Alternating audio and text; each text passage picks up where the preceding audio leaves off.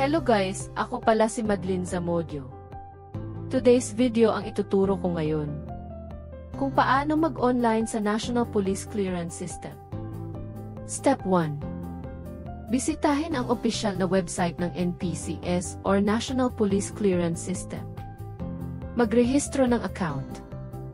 I-click ang Register. I-check lahat ng boxes.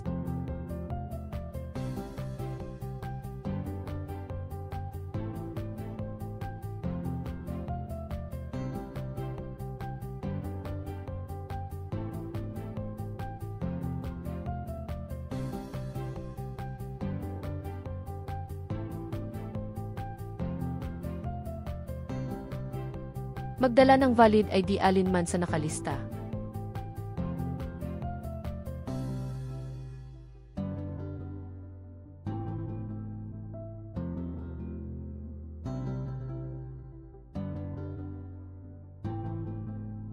Ilagay ang iyong email address, password, at iba pang kinakailangang impormasyon.